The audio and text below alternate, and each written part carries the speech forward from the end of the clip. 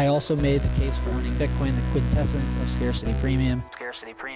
It's literally the only large tradable asset in the world that has a known fixed maximum supply. By its design, the total quantity of Bitcoins cannot exceed 21 million. Bitcoin is the hardest money that has ever been invented. If you don't have my private key, you cannot spend my Bitcoin, period. And this is the power of Bitcoin. It's the first time we figured out how to create true property that you can take possession of with full custodial rights. Hey, what's going on, everyone, and welcome to another episode of Talking in Bits, where we walk you through Bitcoin bit by bit so we can provide you with the information you need to succeed and persist. Back with episode 83, and this episode actually hits kind of close to home, and we'll get into that. Very glad to have Andy Schoonover. You got it. Got it. From CrowdHealth here in the house. How you doing, Andy? Good, man. Thanks for having me. Appreciate it. Thanks for coming on the show. I remember hearing, this is my first introduction to you, was when you were in Marty's episode. Sure. I'm sure to many of us Bitcoiners, that was the introduction. Yeah. And my previous job was in the operating room at a local hospital, right? So I did the inventory management there. Okay. And I would sit next to the billing lady. And it was sort of an inside joke, but to me as a Bitcoiner, it was like my heart would melt when she would sit there and say, hey, you see this suture here that cost us like $20? Well, we just charged them $360 for it. It's crazy. And I'm just like, holy crap. So she was in the operating room with you? Who, the billing lady? No, we would go in. You sat next to her? Yeah, so our office was outside the operating room. Wow, craziness. It's just madness. But I do want to set the tempo before I let you tell the listeners a little bit about yourself and about CrowdHealth. I want to set the tempo with something I saw on your feed, actually, which was kind of hysterical. I think it was from somebody else that you guys retweeted, but it was, and I'm going to butcher this, but it was like, health insurance is really cool. You get to pay a lot of money monthly to not need it. And then when you need it, you get to pay a lot more money. That's true, so true, isn't it? It's incredible to think about. Well, it's frightening to think about. But before we get into all that, I wanted that to set the tempo. Yeah. Please let the listeners know a little bit about you and a little bit about CrowdHealth before we get going. Yeah, sure.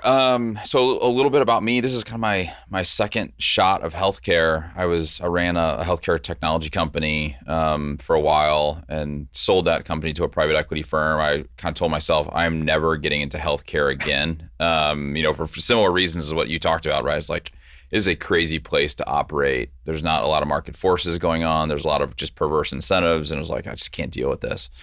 And then, came off of that and didn't have health insurance because most of us get health insurance through our employer. And so went to healthcare.gov. I didn't know any better at the time. And I kind of joked that worked fine until I actually had to use it. I had a situation with my daughter, which you probably heard on Marty's podcast, where I got stuck with an $8,000 bill for a procedure that was clearly necessary, but the healthcare.gov plan that I was using said it was not necessary. So I stroked an $8,000 check to the local hospital, and I was like, man, like something has got to be done here. You know? So before the healthcare.gov, that's like an arbiter of truth for doctors? So healthcare.gov is set up by Obamacare. So about 10 years ago. Gotcha. So people who don't get health insurance through their employer can go onto healthcare.gov and they give you 20 different options of plans that you can buy on healthcare.gov. And typically they're super expensive and they have super high deductibles, and that's kind of back to, your opening line. It's like I get to pay a lot of money every month. Yeah. And then if I have a health event, I got to pay a bunch more until I hit my deductible. Right. And so, it's crazy. It's crazy that we have to do that in this country. And in fact, these plans, I saw a stat a couple months ago where somewhere between 200,000 and 250,000 families who have health insurance go bankrupt every year because of a health event. Holy shit. So, the whole point of health insurance, right, is if you have a big event, then you don't go into financial distress as a result of that. But these plans, because they have I forget what it was this year, I think $12,000 or $15,000 is the highest deductible. So people choose a month? No, a year. Oh, okay. Right. So the deductible is, how much do you have to pay in until the health insurance plan pays? Okay. Right. Yeah. So in this year, it's something, I'm going to get a roundabout figures. For a family of four, it's going to be somewhere between $1,200 and $1,400 a month.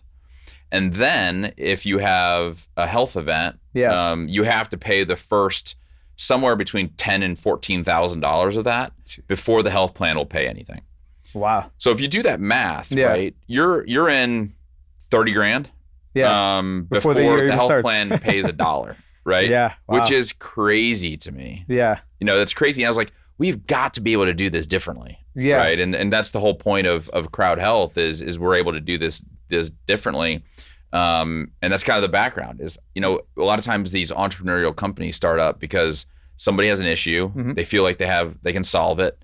You know, I had an issue with healthcare. It's probably one of the biggest problems other than the monetary system, which I'm sure we'll talk about in this country, right? Yeah. Like between healthcare and monetary system, like if we can get those two things figured out, Yeah. we would have a flourishing in this country. And so, you know, why not to try to take both down at the same time? Two birds with one stone, I guess.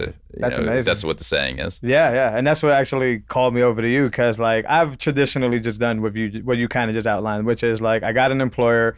They offer me one ABC, and I take whichever one, but financially fits well. But you know, thankfully, so we're relatively healthy at home. I mean, thankfully, because I know sometimes it's just random luck that gets somebody sick. So like, I always wondered with my wife, we're paying like just for easy math, $150 every single paycheck. Yep.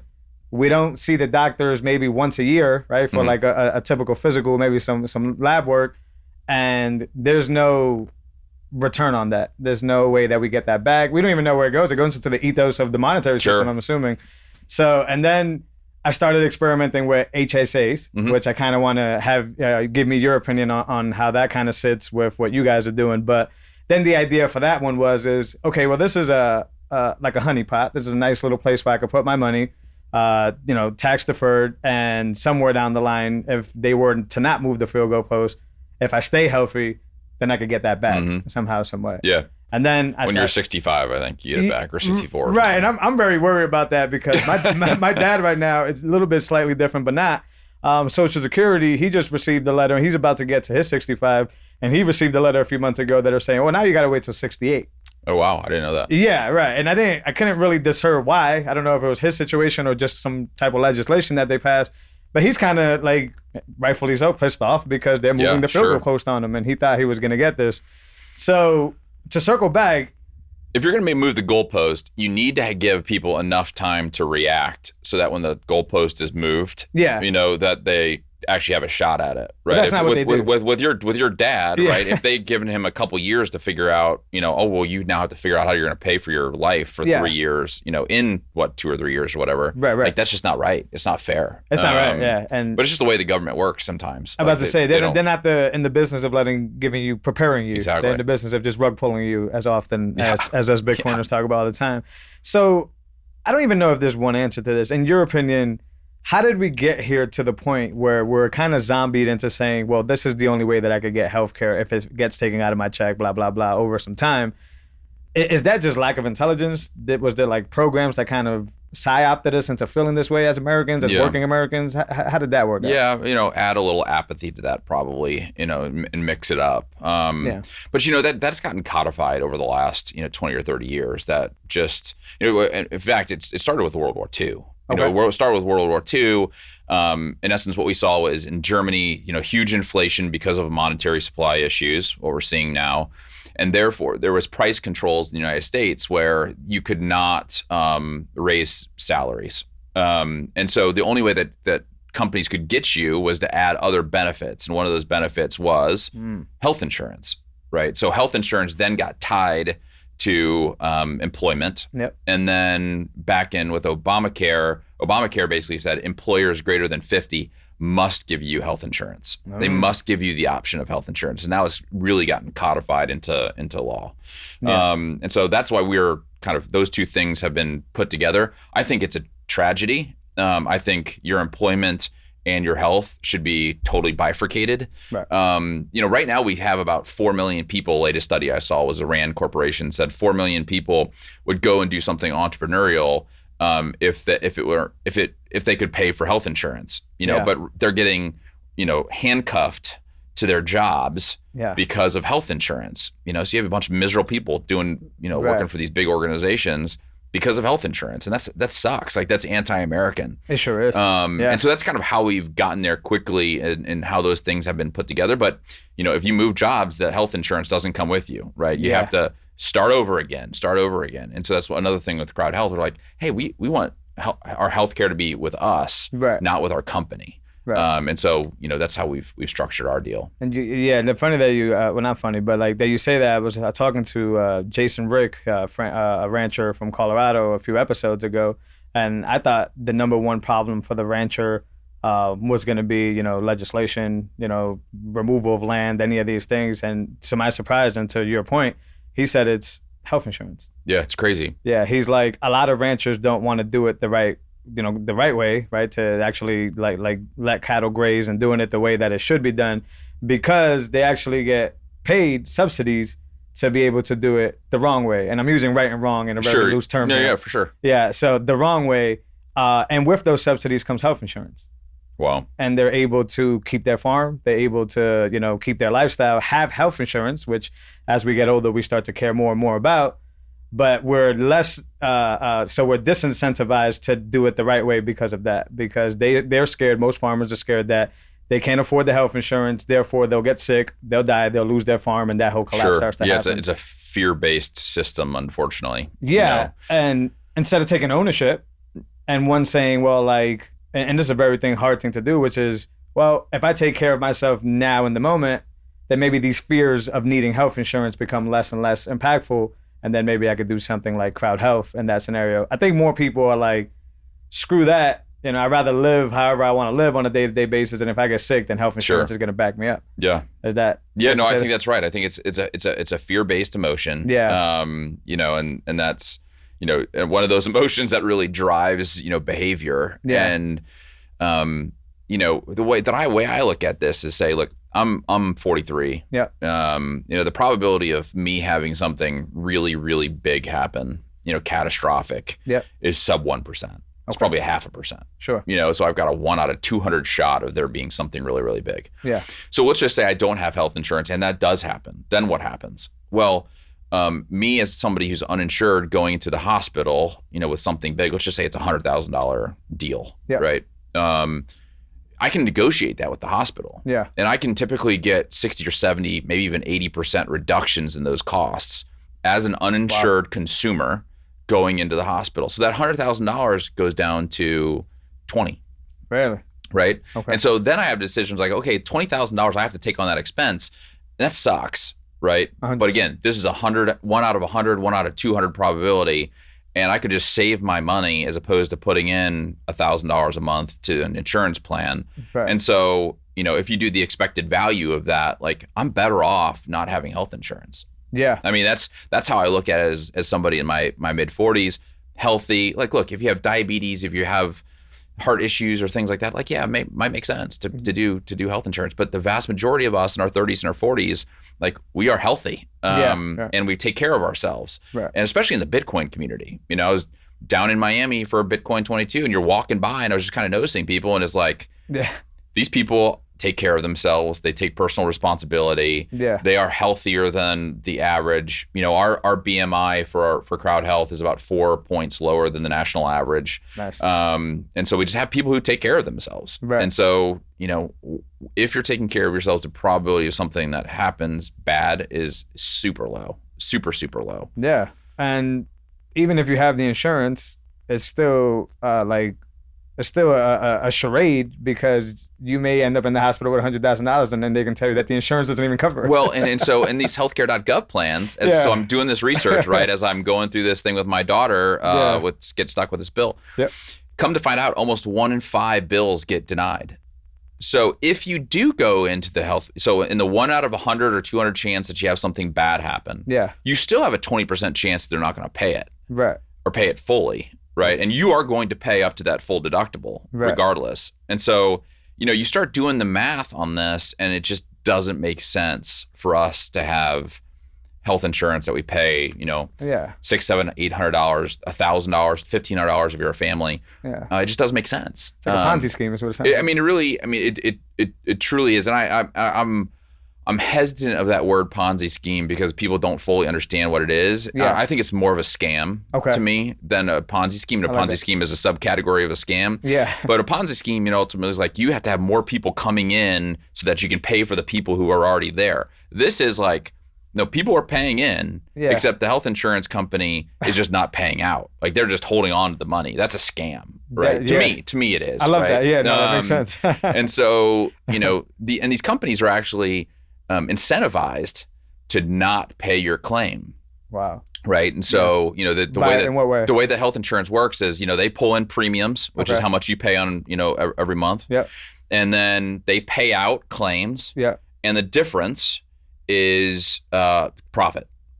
Right. Gotcha. Yeah. And so they actually have an incentive for not only claims to go down, but your costs to go up. So we have a principal agent problem here, right? Like the insurance company is supposed to be our agent to help us better resource healthcare. Sure. But in fact, what they're doing is they actually have incentives to deny us claims and to see our price go up. And so there are perverse incentives all around. And you probably heard me on Marty's, podcast. He's like, so what do we do about it? I was like, man, I think we got to burn it down. I think we have to burn it down and start again. Yeah. Because, the health insurance system, healthcare system generally, it feeds a lot of families. Yeah. And so it's really hard for somebody within the system to disrupt it, because that means a lot of people, have got to figure out some other form of work. Right. But it's a $4 trillion industry. It's 20% of GDP, which is twice as high as any other country out there. Yeah. It's a problem. It's a massive problem. Yeah. So it takes individuals such as yourself, and a small part such as myself, people that have been in that industry and see it, to kind of come out and talk about it more. So one real quick is that's why I love Bitcoiners, right? Yeah. Like Bitcoiners, you pay $300 a month out of your paycheck. I don't know what your deductible is, but it's probably another several $1,000s, right? Sure. And so I think we could offer you personally something that would be equivalent. But the way that I'm hoping Bitcoiners, and I think they do, like they're in this for the mission, right? They're like, I want to change the way we're getting screwed by not only the government and the monetary system, but healthcare and my healthcare system. Yeah. Because it's just as big of a problem as the monetary system. Yeah. And like I said, if we could figure out both of those things at once, I mean, I think America can be flourish again. Yeah. Right. So anyway, that's my passion around this. It's mission oriented for me, and it's seeing all these families get stuck with these massive bills and things like that. They're like, this just ain't right. That's not right. So. Now, do you think Bitcoiners can handle it all? And then I'm gonna say yes, just because I'm bullish and all that. But like taking on healthcare, taking on big food, taking on the Fed, taking on all these things. Do you think there's a realistic scenario where Bitcoiners can win in all these arenas? I do, because man, I'm one that wants to take on the monetary system. I'm one that wants to take on food. I'm the one that wants to take on healthcare, and I think I prosper by doing all of these at once. Right. And we're taking on the monetary system. I got a bunch of Bitcoin, sitting there, and I'm like, this is awesome. Like this gives me peace that I have Bitcoin while I'm seeing inflation at 8.5%.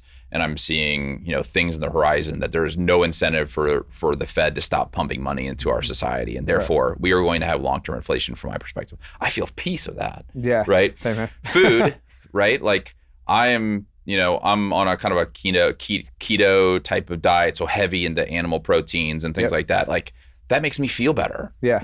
I'm not eating the crappy carbs that a lot of other people are feeling. So I feel better. My weight is better. I'm healthier. Like I'm prospering as a result of that. Yeah. This healthcare, like I can go into the hospital feeling very confident if something bad happens, God forbid. And I feel very comfortable that like my bills are gonna be, I'm gonna be able to manage my bills because of the mechanisms we set up at CrowdHealth. So I think it's like, man, live a prosperous life. Going after the monetary system, going after this fiat food system that we're a part of, and going after healthcare, like those things are all, I think, a key component of a prosperous life. Because I bet you a lot of people who are listening to this, like, crap, man, like I got to deal with healthcare in the next couple of months. Right. Like this sucks. Yeah. It's like, wouldn't it be better if you're like, man, I don't have to deal with healthcare for the next couple of months. I got CrowdHealth, or I got an alternative to health insurance, where it's like I don't have to worry about that anymore. Like, that to me feels like, man, let's create some prosperousness, as a result of taking on those three things. It gets me fired up. That's a great answer. Yeah. Because I agree. I think, inherently Bitcoin brings you into, to sovereignty. Right. And then getting away from all these manipulated industries where we just talked about, which is food, healthcare, and just the monetary system as a whole, does make you, like you said, a much better person. Same here. Life is getting much more improved. The connections are making, right? The community revolves around you and accepts you. And it's just a magical thing. And even if it just changes your life, that's contagious as hell. Sure. So then you start hanging around with other people that are doing the same things. You start ponder ideas back. You create companies such as CrowdHealth. And then there is a shot that Bitcoiners, just human civilization as a whole, can prosper over all of this nonsense that's been going on since World War II. Because you said World War II earlier, and World War II seems to be that like domino that led to a bunch of all this crap happening. For sure. Yeah. And I think all these things are so intertwined. Yeah. Where, we are seeing a huge increase in monetary supply, partially because of the healthcare issue. Yeah. Right. We're seeing healthcare issues because we have food issues. Right. We have people eating crap. I mean, I looked the other day, and, if you follow me on Twitter, you'll see this. I rail against this. Is like, we still have this stupid food pyramid. Yep. Right. Where on the bottom, it's like, have grains and pastas and, Cheerios and all this kind of stuff. And like that stuff is the core component of your diet, with meat is way up at the top. I'm like, you're telling me that Cheerios is as good for you as a ribeye steak? You got to be freaking kidding me. Yeah. But if we got everybody to eat better, in essence, obesity in this country is about 40% of adults are obese. Around the world, it's about 20%. So it's twice. If we got that obesity from 40% to 20%, we would pretty much solve our healthcare problems. Yeah. And if we solved our healthcare problems, we would go a long way of solving our monetary problems. Right. And so like these things are so intertwined with each other. It feels like, you and I can come up with like a cool, like theoretical model, a 3-prong or a pyramid of like food, health, and monetary, money. Right? Money. Yeah. And they're so, interconnected. Yeah, they are. Yeah. And then when you go down one of those rabbit holes, you do end up in one of the other rabbit holes. Yeah, you have to. Pretty fast too. You have to. Yeah, it's one of those things. Yeah. For sure. Yeah, eating, following Slim and everything he's talking about, and, shake a rancher's hand, that whole concept with food. I want to get more into CrowdHealth now, though. Sure. Yeah, because that's the other part of it. So explain to the listeners, explain to me a little bit. I did peruse through your website a little bit when I heard Marty's episode. It was a bit confusing to me. I want to clear that. Yeah. I want you to clear that for the listeners. What's your guys' motto, and how would an average employee American take advantage of CrowdHealth? Yeah, so kind of going back to what I was talking about before, it's it's confusing, it's complex, it's expensive healthcare. We tried to, and I think a part of the reason why it's confusing is we've just been so ingrained into just throwing down an insurance card and having somebody else deal with it in the short term, although we will deal with it in the long term, right? And so insurance is very much like high preference. High time preference. Sure. Right. Yeah. It's like, I just don't want to deal with it now. But I'm going to deal with it later. And I kind of joke, right? Like the two things, you and I live in Texas. The two things that I hate is, one, my property taxes. Yeah. Because I don't have any clue like what it's going to be. Like it's some fiat, thing. It's like, this is how much you're going to pay, and you can't say anything about it. Shows up. Right. And then you get a bill in the mail for healthcare, and you have like, I don't know if this is 500, 5,000, or 50,000. Like, I have no idea. Right. And it's like, I want to take away all that stuff to make it super easy and not complex. So the mechanics of how this works is, instead of sending, money, I like how you put it, in kind of the ethos of insurance land, I kind of call it the insurance black hole. You never see it again. And if you're, a single person, it's $400 to $600 a month. If you're a family, it's, $1,200 to $1,400, $1,500 a month, and you send that off to an insurance company, it disappears, and you hope they pay your bills. Yeah. For us, it's if you're single, it's $175 a month, and instead of sending it to us, we actually have an account for you where you put money into an account. It's your account, and that money sits there. We take $30 a month for our admin fees, so it's just a subscription-based model. Sure. So there's no incentive to like not fund any of your events or things like that. It's just a subscription fee. Our incentive is to grow the community so that we can grow revenue that way. And that's totally aligned with everybody in the community. Indeed. So $175, you put that in, we take out 30, so you have 145 left. Yep. We call that your crowdfunding account. So if somebody else in the community has a health event, then you can use some of that money to help them. So let's just say my daughter, I use this example a lot, falls off her bike, it's $6,000. Yep. Schoonovers will pay the first 500. And then CrowdHealth will go to its community and find 55 people who will contribute $100 to the Schoonovers to help them pay for their daughter's health event, right? Her broken arm. Sure. So you'll get an email that says, family in Austin, Texas needs, $100 from you. Will you give it? You can say yes or no, right? If you say yes, money is automatically transferred from your account to my account. And I will then have enough money ultimately to pay for my daughter's, health care. Sweet.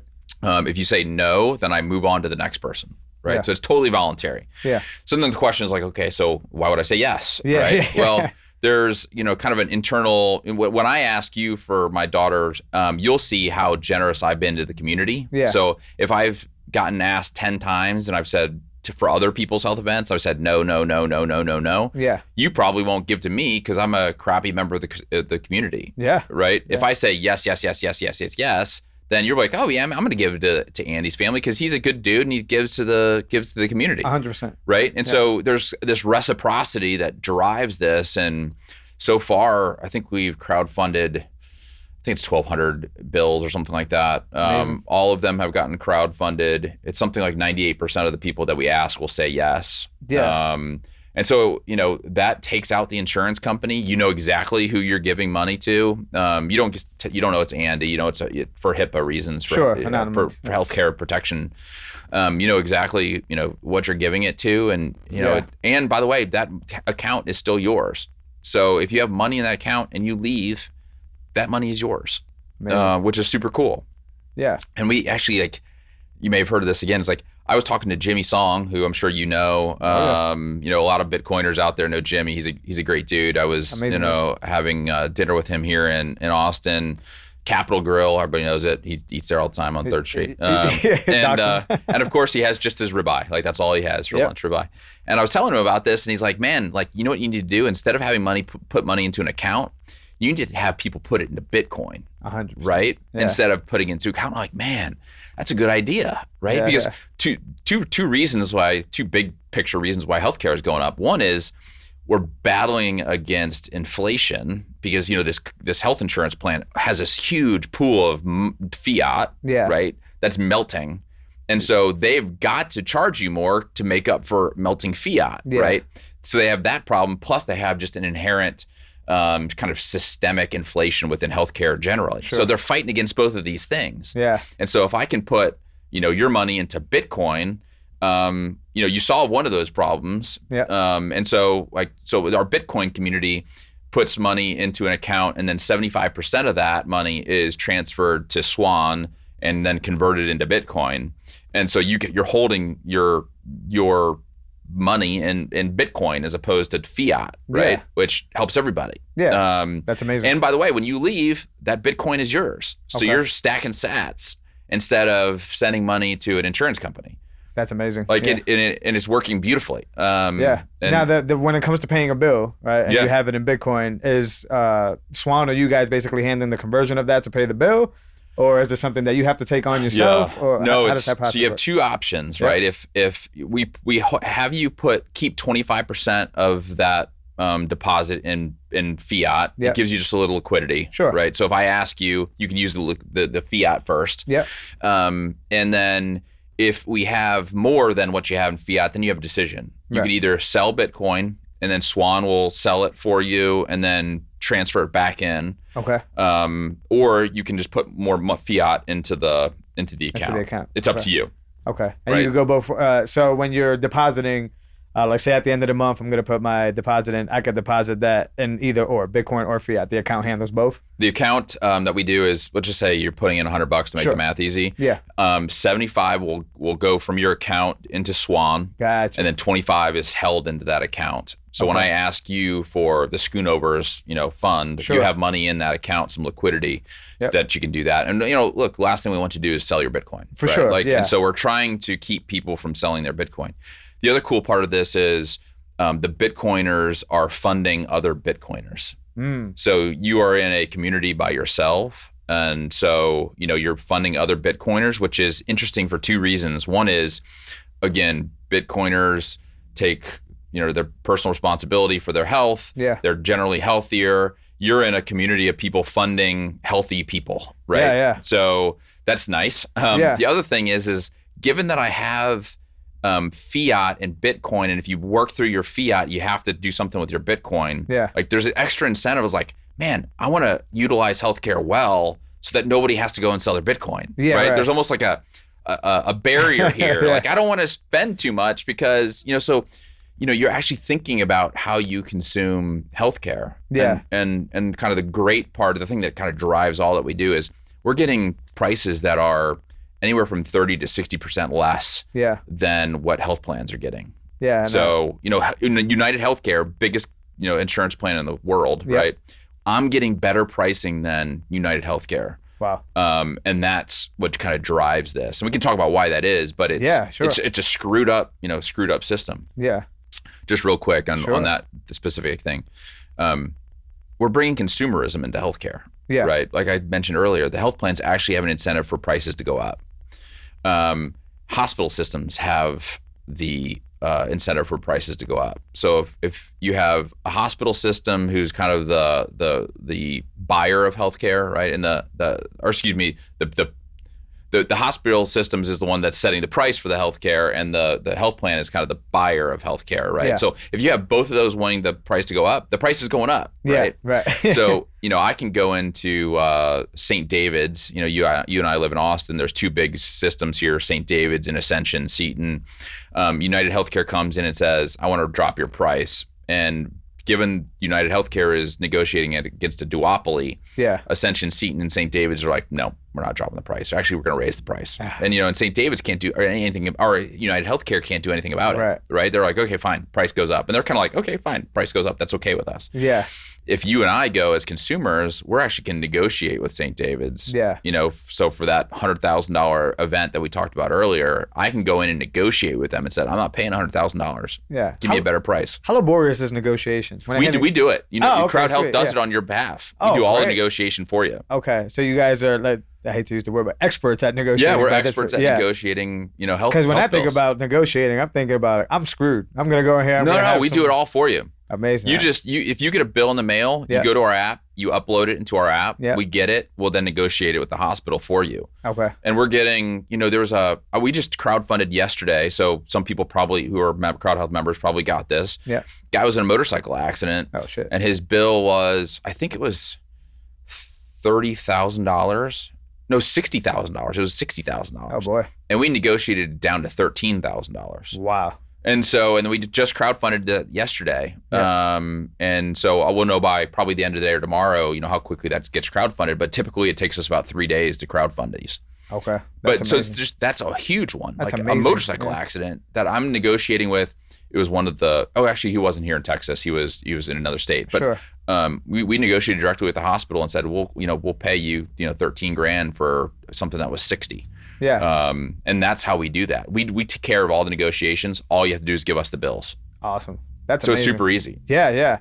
Now in the situation where you had a $5,000 bill, but I guess the easier way to put this question is when you're asking for the community to fund one of your family's events, is it because you're short of what that bill is, or is it an option where it's like, hey, I have the $5,000, I don't need the community, or is it always like, well, this is the way this works. If I want to, fund this, I need the community. Does that make sense? Yeah. No, for sure. I hear you. So that account that we have for you can increase. I mean, we have somebody in that's been with us since the beginning that I think has like $5,000 in their account. Okay. Nice. And they've said yes to every health event. Yeah. I think I tweeted this a couple weeks ago. I was like, we have $5,000. It's like, that's pretty cool. Yeah, absolutely. So could you use that money to pay for your own health event? You can. Okay.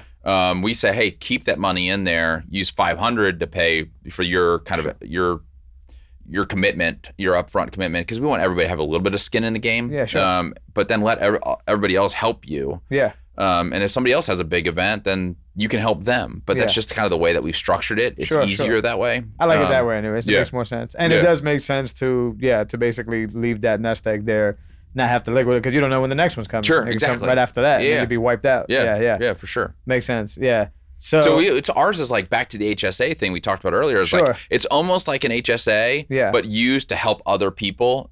And if for some reason we don't use it, so right now for every $100 that you put in, we've only crowdfunded 30 of it. Okay. So, you still have $70 in your account for however, for every $100 that you put in. Yeah. We just think that's, you can take that with you when you leave. Sure. Right. So it's almost kind of like an HSA. It's post-tax, but we're actually working with some senators in DC to see if I can make an HSA that is without requiring a health insurance plan. Nice. Because right now in HSA, you have to have a health insurance plan to have an HSA. Yeah. But I don't know why we can't have an HSA if we don't have an insurance plan. And a lot of senators in DC agree with me. So we're working on that. Making progress on that? Yeah. No, that's amazing. Yeah, that would be the question I had too, is how does it compare to an HSA? But and you guys don't have, I think HSA still has the 65 requirement, right? For you to be able to take it out. I don't think you just I think it's 60 or 65 or something. Yeah, but they have those fiat rules that still don't really make it yours. Yeah. And here's, you can take it out when you leave. Like it's yours. Now your members, I'm going to use fiat as a term, but your fiat members and your Bitcoin members, is that two segregated bunches or does it all mesh into one community? Yeah. So right now we're close. Once the Bitcoin number hits 1,000 people, then we're going to split them off in a totally different community. Nice. So they will only fund each other right now. And we're not too far away. We're a couple hundred away, I think. So I would think by the end of the year, they'll actually be put into their own community. Yeah, segregated. And is there a benefit or pros and cons to that? Is that just by design, you guys just want to keep it that way? Or I just think that, there's this extra cool thing about being a part of community. Yep. And I think it's kind of interesting. There's this, idea within Bitcoin of the sovereign individual, right? Yeah. But I also think it's really interesting that the Bitcoin community is so tight. There is a community aspect of this that I feel like, if I can just fund other Bitcoiners, they're a part of my people. That, there's some cool kind of affinity to that. Yeah. Right. And so the thing I love about Bitcoin is like super strong community. I've come into the Bitcoin community as a newbie. Like I've only been doing it for a couple of years, but we've had people, for a dozen years or whatever in it. And they're like, and they're always coming in like, hey man, just any questions you have, ask. Like no harm, no foul. So I love that community piece of Bitcoin. Like it feels like a super tight community. I agree. But there's also the I am a sovereign individual and need to take care of myself and need to be responsible for myself within that community. Yeah. Which I'm like, man, that's not mutually exclusive to being a good community member, to be a sovereign individual. And most people think, oh, you're a part of community, that must mean you're a socialist. I'm like, no. That's the exact opposite of what we're talking about here. It's like, exactly. My stuff is my stuff. It's not a part of the social, but I'm also generous and giving to other people and helping other people in my community. That's the beauty of Bitcoin. So I like that affinity. Yeah. I'm a part of the Bitcoin group, so most of mine's going into Bitcoin, within CrowdHealth. And so, I think it's kind of cool to have that affinity.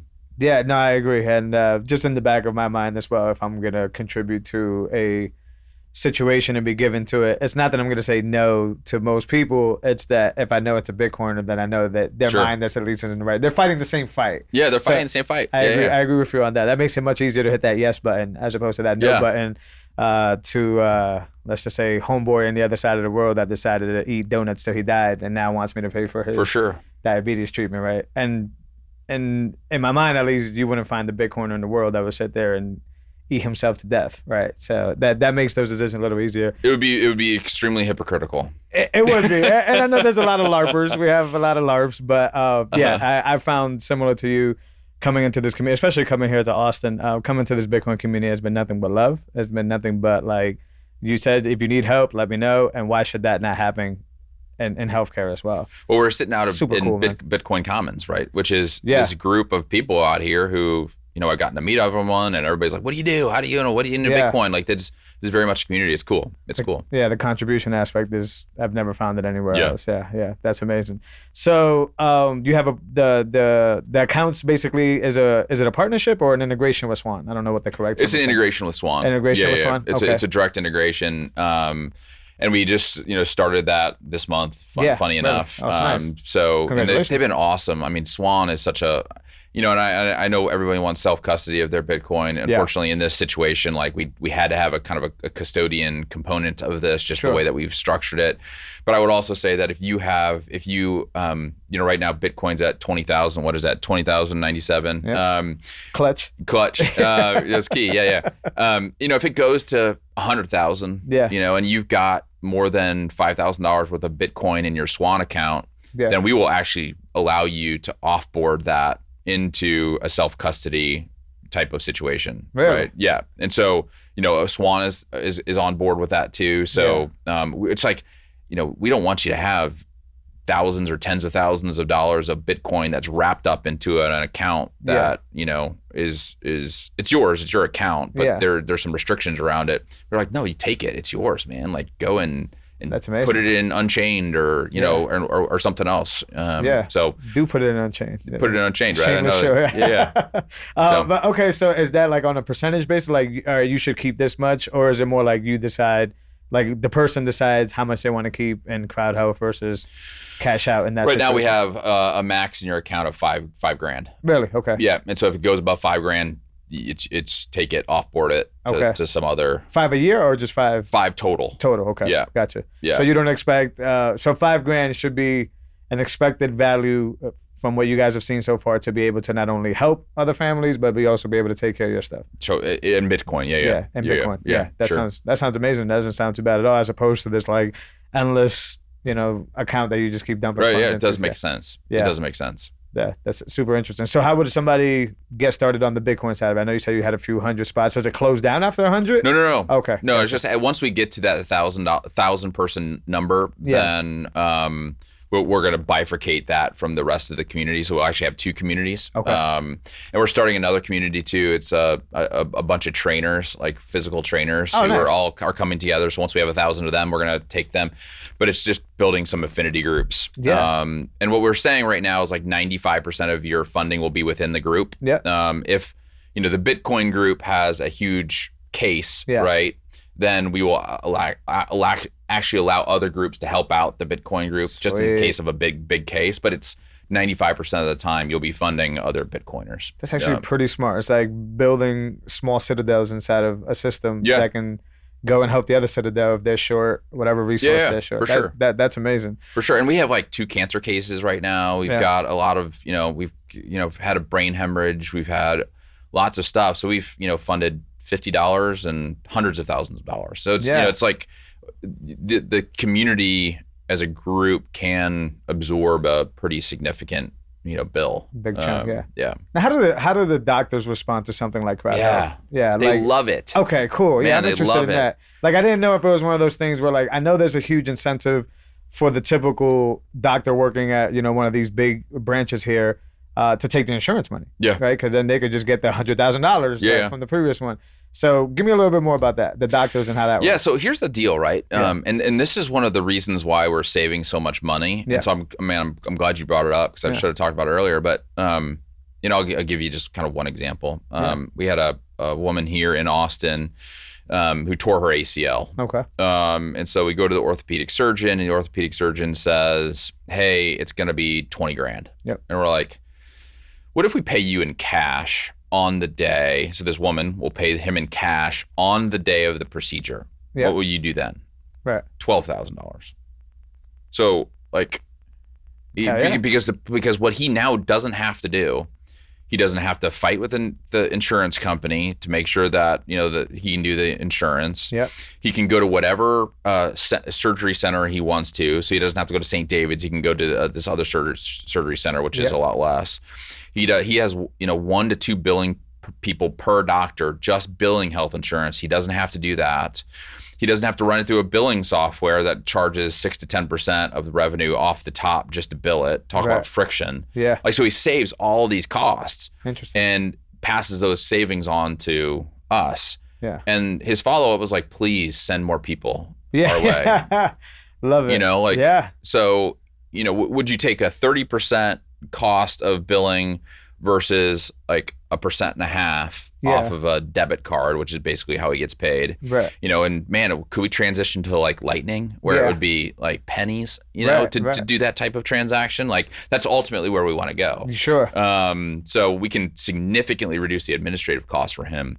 Yeah. And therefore he gives us great deals. Yeah, because one would think that a doctor just does his surgery and then just sits back and collects money. But as you just outlined there, it's not like that. It's not like that. It goes it's through really hard to bill and the insurance company tells you exactly where you have to do it and how you have to do it and all these kinds of things. Right. A big chunk of that was St. David's. We had to go to, if we went to St. David's, just to walk in the door to do a surgery at St. David's, it's $8,000 for this procedure. Sure. And the surgery center, which was like a mile and a half away, to walk in, it's $2,000. So $6,000 was saved just right there. Yeah. Then the doctor said, I'll take less. The anesthesiologist said, I'll take less. And so it's just way more efficient to do it this way. Yeah. And right? It actually lets, because it actually lets the doctor practice the way they rightfully and virtuously want to practice. Exactly. Right. Because a lot of these doctors, especially the ones that I used to talk to when I was back at my old job, it's like you just said, man, they just tell me how to do it and I just do it. Right? Yeah. I got to make a living this way. Like, this is not, they even see the nastiness that goes on in that healthcare, but they also got to pay bills and, college debts and all this other stuff. So they kind of just go like zombies. And then they get wasted, right? Because eventually they just turn into tools. They turn into like burnout. Exactly. They're not happy. They're not actually saving lives. And most of they're just following the playbook and getting, like you said, here's your analogy, left. right? Say you're sitting at your desk doing your job. Yep. And you're paid because you're good at that job. Sure. And then somebody sits here and says, here's the way to do your job. And this person has no idea what they're doing, typically. It's like an ophthalmologist or optometrist telling a cardiologist how to do heart surgery. Right. It's like, you can't do this, you can't do that, you can't do this, you can't do that. Right. You and I would be annoyed to crap, and I'd be like, I'm done with this. Like, I don't want the little parrot on my shoulder telling me exactly how to do my job. Right. And that's ultimately what health insurance plans do to doctors. So the doctor's like, screw this, man. Like, let me do what I'm good at. Yeah. And stop telling me how to do my job. Nobody likes to be told how to do their job. Like, just neuters them, basically. Huh? It neuters them, basically. Yeah, it does. Totally. It just takes away their passion. Takes away their passion. And so these guys are like, man, if I could figure out a way to just get paid in cash, I could make the same amount of money. I wouldn't have to deal with health insurance plans. I wouldn't have to deal with the administrative bureaucracy of all this. Yeah. I just want to operate on knees and shoulders and, all those things. Like, that's what I'm really good at. That's what the talent God has given me to do. Like, just let me do it. Yeah. And do it your way. Yeah. As opposed now, like, they have to spend 30% of their time dealing with health insurance plans. Like, they're like, this sucks. Like, that's I don't a nightmare. want this. Yeah. And not to mention what we saw a few years back with the whole COVID scenario, where like some doctors were trying to like treat, patients the right way, back to right and wrong way, the right way, right? And, insurance companies and hospitals were basically saying, fucks no, you guys are not doing it that way. And if they had this approach, they could literally treat their client or their patient, I should say, the right way and then get paid cash directly to do so and not have to deal with all the politics involved. That's amazing. They love it. We have a big chunk of our customers who are actually doctors and nurses, funny enough. Yeah. Like, I think it's like 10% or something like that of our members are doctors or nurses. Now, is it up to the CrowdHealth member to basically find these type of doctors that do this, or do you guys have like? No, we help them. So the other cool part about what we do is you have a care advocate if you're a part of CrowdHealth. So you'll call in and you'll talk to the same person every time, right? And so we'll be like, okay, so what's going on with you? Oh, I tore my ACL. I was like, okay, well, where are you? Let us find you. Do you have a doctor you want to go to, or do you want us to find you a doctor? And typically, we can find a really great doctor, orthopedic surgeon or whatever to do an ACL reconstruction in your city. Yeah. And we say, we'll try this one. And they're like, oh, thanks. And we have some data on the back end that helps us find, great quality, high quality doctors. Amazing. So we'll help you find, but you can go to whoever you want. But a lot of people just like, can you just help me find a really great doc? And we're like, yeah, sure. And then we'll walk with you through the process. And not feel like you're left alone. Sure. For my daughter's, bill, $8,000 bill, I called into the health plan. I talked to one person. I called in again. I talked to a different person. I had to explain the entire situation over again, right? And by the way, you're sitting on the line for half an hour waiting for these people, right? Yeah. You call in. It's like, man, I think I talked to 4 different people there, had to explain my story 4 different times. Right. None of them really got it. The customer service is crap. For us, you call in, you'll talk to Jasmine or whoever. Every time you'll talk to them, and we'll have a record of everything we've talked about. So it's like, okay, I know exactly where you're at. You get to know me. I get to know you. Yeah. It's just way higher, better customer service than a health insurance plan. So we'll help you along the way. Yeah. I explained the how it works earlier, and I can tell it may sound confusing, but most of that stuff is done on the back end by us. Okay. And all you need to do is like, hey, Jasmine or Mary or whoever your care advisor is, like, what do I do now? You know, she's like, okay, you know, you went to the orthopedic surgeon, you got to get surgery. Okay, we'll work with the orthopedic surgeon to figure out what a great price is for that. And we'll call you back, right? Or we'll text you back.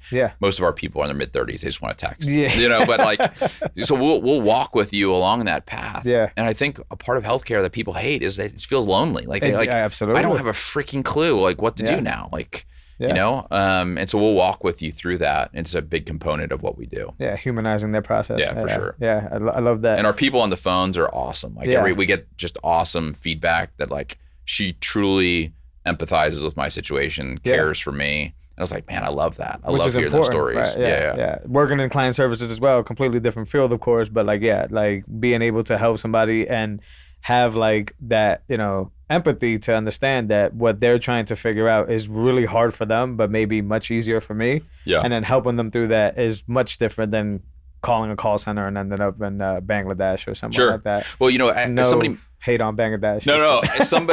Somebody mentioned this the other day, and it kind of like struck me. I was like, man, this is right. Healthcare has been kind of created on a business to business type of situation.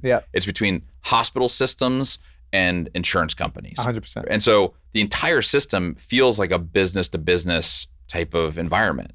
There's no direct to consumer component of healthcare, right? Or very little. Well, there's a little bit, but not a lot. And I was like, man, what if we built a company that was truly like focused on the consumer experience as opposed to the health insurance company getting paid paying the least, or the hospital getting paid the most. It's like, no. Like, let's focus on the consumer of healthcare and their desires as opposed to the desires of the health insurance plan in the hospital. And it's like, it just totally changes. It does. Totally changes the game. You know? You guys got something really good going on there. So I'll give you a quick example of this. Is I don't like going to the doctor.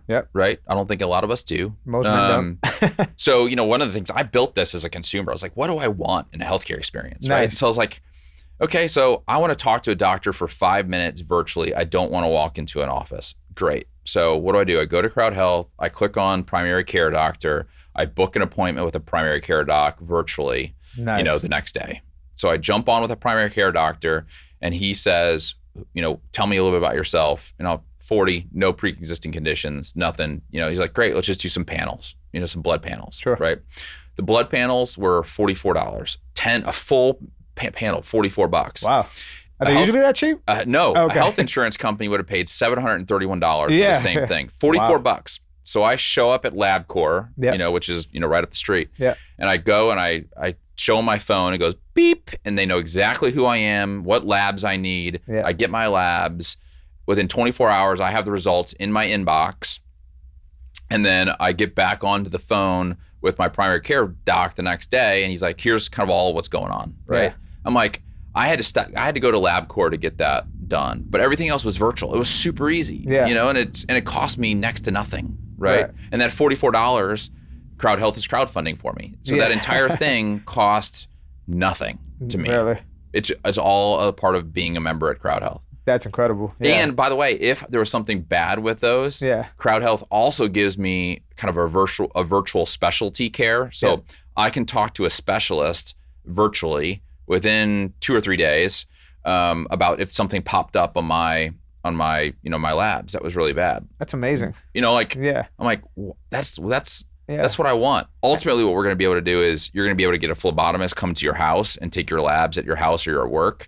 So you don't even have to go to the lab. Right. And that's really what I want. Cause that's another component that as you're speaking, I'm thinking about here. I've talked to my wife. My mom, what I call, is a victim of the healthcare industry, meaning she's older age. She's literally shot. She's like, her body's just destroyed, and she has to take like 10, 20 different medications at this point. So to me, it's like, not only have they destroyed her body and probably destroyed her lifespan, but the amount of time that she's had to spend in an actual hospital for appointments, for procedures, she will never get that time back. So they've shortened her lifespan, and they've stolen the most precious thing that we have, which is time. And now you're giving me this example where you didn't even step foot in the hospital. You got all that time back. Amazing. I spent 5 minutes, literally 5 minutes with my doc. I could have spent longer. I was just like, dude, just give me labs and let's take a look. And then I spent probably an hour on the labs, but we're trying to cut that down. Yeah. I spent another 30 minutes with my doc because I actually wanted them to walk me through the labs. Yeah. They didn't have to do that. They Sure. I asked them to do that, so that was on me. Yeah. And if I needed a specialist, I could have gotten a specialist to talk to me. And it's like, it's so easy. It's just like it should be. It's just a couple buttons. I was like, man, I want that. That's the way I want healthcare. I agree. Delivered. I had a buddy the other day. He was a CrowdHealth member. Yeah. And he's like, yeah, I had a sore throat, and so I used your virtual urgent care. So instead of going into an urgent care clinic, you can talk to a doctor on our app. So amazing. Quick virtual urgent care. He said within 15 minutes, a doc was available. So talk to a doc. He's like, man, I got something going on here. He's like, it sounds like strep. Yeah. I will get you a prescription at the local pharmacy. And if that doesn't work, call me back. Yeah. He's like, great. So, all of this takes like 15 minutes. So he goes to his local pharmacy. He gets meds, $6 for his meds. He takes it within 24 hours. He's better. And he's like, I didn't even have to step foot in front of, a doctor or into an urgent care. And it cost me $6. And I was like, that's the way healthcare should be done. 100%. Right. Let people get back to life. Let people get back to life. Yeah, Nobody wants to sit in the clinic. Nobody wants to go to urgent care. Let's talk to a doc over our phone, and they'll be able to. I think it's something like 92% or something, some plus or minus a few percentage points. Those docs can figure out what's going on with you over a virtual visit, right. As opposed to walking into a clinic. Yeah. There's that 10% that you have to go and do it. There's nothing you can do. Sure. But for 90% of the stuff that we have, especially as 30 and 40-year-olds, we don't need to ever see a doctor face to face. Right.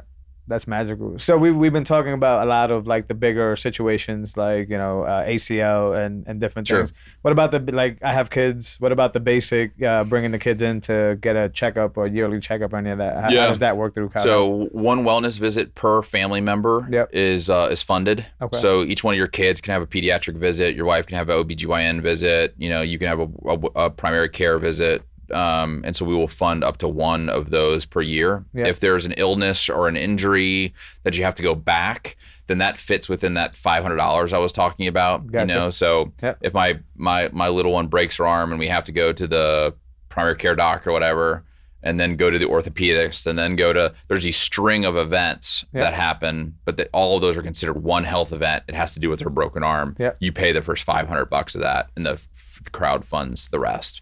That's amazing. We think preventative care makes sense, Sure. and especially with kiddos, right? Kiddos and our wives, especially 100%, need to go and do their annual thing. Yeah. I mean, I haven't had an annual before I got CrowdHealth for probably a decade. Yeah. But I did that in 5 minutes with CrowdHealth. Right. I got what I needed, right? Yeah. And so I don't get wellness visits typically, but others do, and those get funded, and it's super easy. Yeah. And for the listeners that are interested, do you have the functionality to auto withdraw from a paycheck, or is it up to the user to deposit their monthly CrowdHealth? Yeah, we can auto withdraw, ACH, credit card, whatever you want to do. Yeah, okay. Yeah, but it's from the super bank easy. account, not from the employer? From your own bank account. Gotcha. Not from the employer. Is there any plans on integrating with employers? Man, it's a whole nother level of regulatory stuff. Right. I'd love to.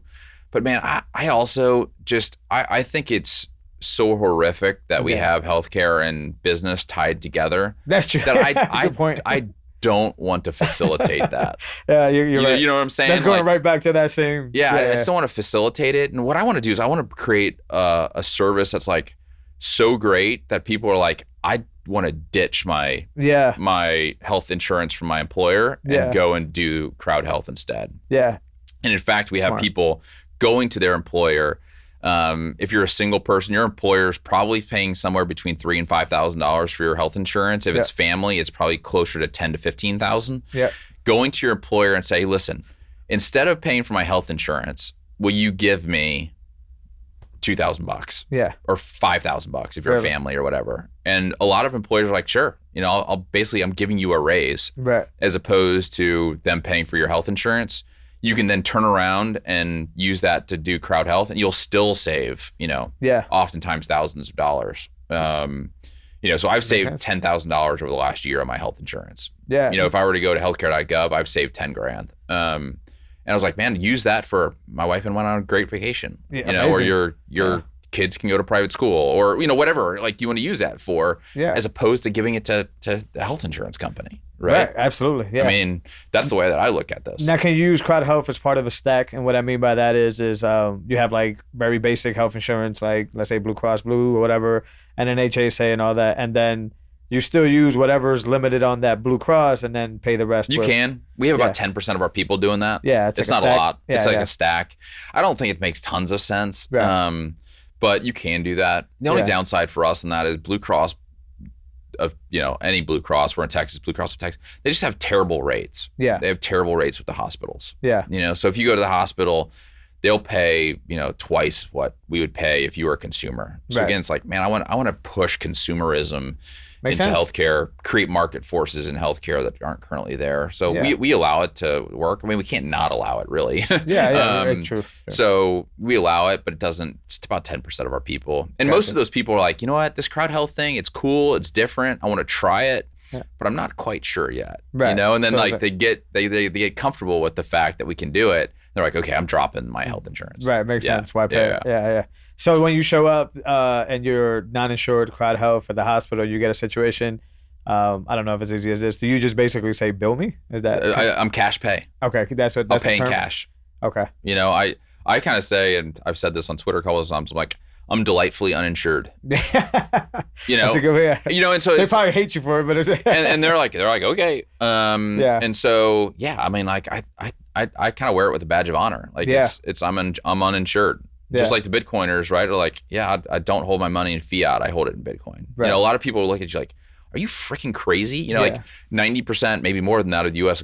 would say, and my wife is one of them probably, like, are you sure this should be what we should be doing? I'm like, yes, this is what we should be doing. Yeah. And it's the same way with saying I'm uninsured. A lot of people will be like, you're what? You're uninsured? It's like, no, I'm brilliant because I'm uninsured. Right. You're the goofball for paying tens of thousands of dollars to an insurance company. Yeah. Right? Exactly. You're the goofball that's holding your money in fiat. Right. Like, that doesn't make any damn sense. None at all. So when you transitioned over to that, I'd be like, crap, I am an idiot for paying for health insurance. You're like, I'm delightfully uninsured because I know how you're getting screwed by health insurance. A lot of this is just mental switch. It's a mental switch. 100%. Yeah. You Bitcoiners are very much familiar with it. Like, once you orange pill somebody, right? Like, they're like, wow, like a bright light shines. They're like, holy crap. Yeah, same thing here. And I love, in my head, I'm like running it through, and I love the incentive of like, of just staying healthy.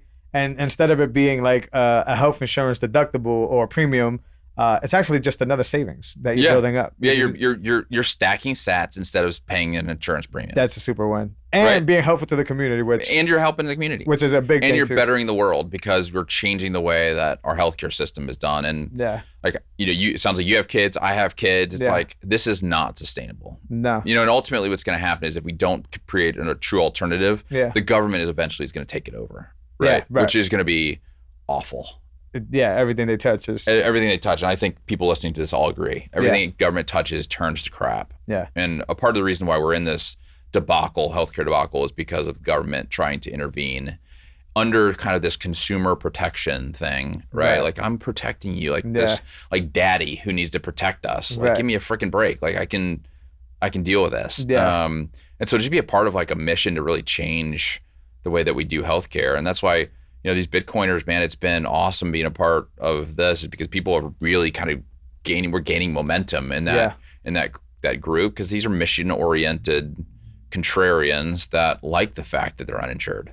Yeah, I love it. I purposely wanted to get you guys on around these episodes I've been doing lately, because for the past month or so has been legit, food health and health as a whole.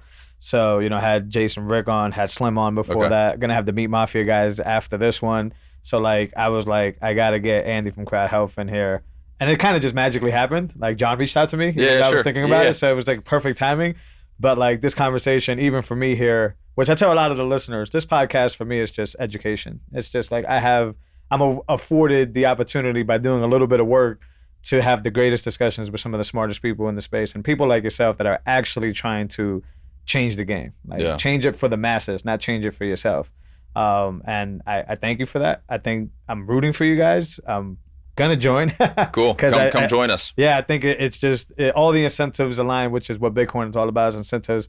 All the incentives align to better ourselves and get rid of the shitty system that exists as it stands. Yeah. And like you said, burning it all down is a really good, might even be the name of this episode, but burning it all down is absolutely what we have. I think it's the only way. I think so too, man. It's the only way. Yeah. But we need people like yourself to take that, not only solve, like build the solution for the problem, but also have that energy, that intensity to do so. Yeah, having somebody within healthcare change healthcare is like having somebody in the Fed change the monetary system. Like it just ain't gonna happen. Good point. It's just not gonna happen, right? Somebody from the outside has got to come in and say, no, let's start over and start fresh. Yeah. So I appreciate it. It's refreshing to see. Andy, let the listeners know where they can join CrowdHealth, where they could follow you, any call to action you want to give them there. Yeah, so go to crowdhealthbtc.com. You can use a promo code Bitcoin. That gets you two things. One, you're going to be a part of the Bitcoin crowd that we kind of talked about. So you'll be funding other Bitcoiners. Two, typically for members, it's $175 a month.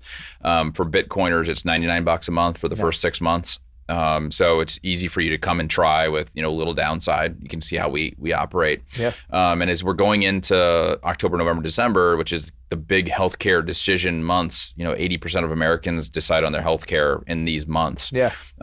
Truly give us a shot. So use that promo code Bitcoin. And then join CrowdHealth is our Twitter handle.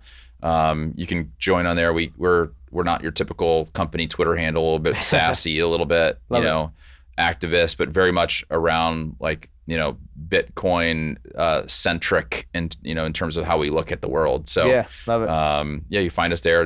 We're most active on Twitter. Awesome. Andy, I appreciate you coming by, man. Thanks, man. I really appreciate the time. It's fun. Yeah, thank you. Guys, you know where to find us. Podcasting 2.0, value for value exchange. That's what we're all about. Fountain and Breeze seems to be our favorite just because they're the easiest to onboard, but we want to keep this decentralized. Go check out podcastindex.apps. And that's where you're going to find a whole list of value for value apps where you can provide value here for the show. If you want to check out this 4K content, Bitcoin TV, that's the standard we want you guys to move over. Let's get away from those nasty algorithms. But if you haven't moved yourself over to the legacy outlets and you're on YouTube and all that, just do the typical algorithm flirting, like, share, subscribe, and that'll help us get this signal and spread it out. As always, I appreciate y'all. I'll catch y'all next week. Later.